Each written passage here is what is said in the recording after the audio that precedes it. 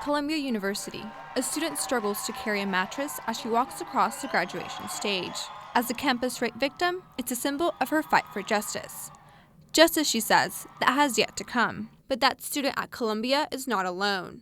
Stanford, Baylor, even at OU, students are coming forward saying they too are a victim of sexual assault. On campus, sexual abuse or sexual assault on campus, and we talk about it being similar to most campuses. The OU Psychology Clinic did a study where they asked participants if they had been sexually assaulted at OU. 152 people did respond in the anonymous study that they were a victim, but only 12 cases were officially reported to the Title IX office. Why are victims not reporting the assaults to authorities? Like, you wouldn't want to be saying, I was a victim of sexual assault. I think that too, once like personal aspect is it's just hard to claim.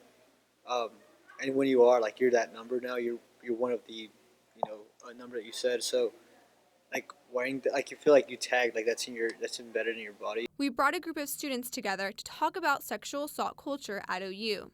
We asked about the survey and how they feel about the differences in reporting, and why they feel many of their fellow students still aren't coming forward. It's a lot easier to admit something on a survey when you're not face-to-face with someone, when it's not your voice, when you're not actually saying anything, when it's just on a computer. This study was released in April, but the university didn't respond publicly for months.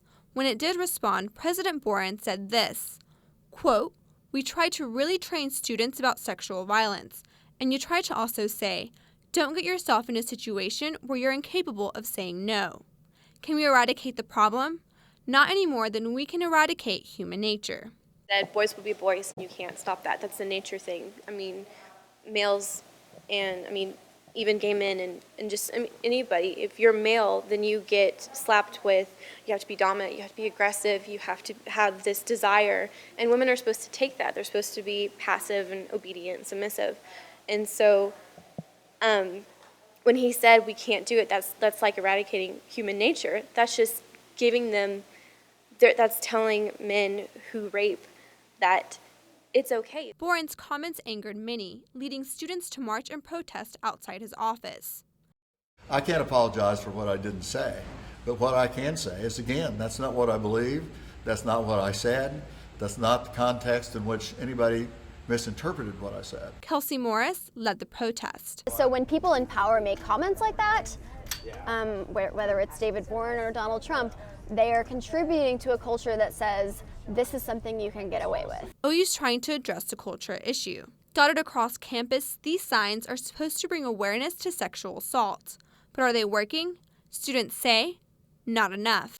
They give these people, skills and hotlines that we can do, but besides that, it's like, what is it that they can do? So that's kind of a question that I kind of have in a sense. OU, like almost all universities, has a Title IX office that handles sexual assault education. Title IX coordinator Bobby Mason says he thinks the university is doing what it can to make an environment where victims feel more comfortable coming forward. And the numbers over the last 2 years show reports are increasing. I'm optimistic that is because our educational initiatives have worked. And that we've provided an environment where individuals feel safe to come forward and report to us. The professors behind the survey agree that we're moving in the right direction. I think it's important to come together as a community. So for researchers, for faculty researchers, faculty instructors, administrators, students, to come together and try and solve this problem together, because that's the only way we're really going to make progress.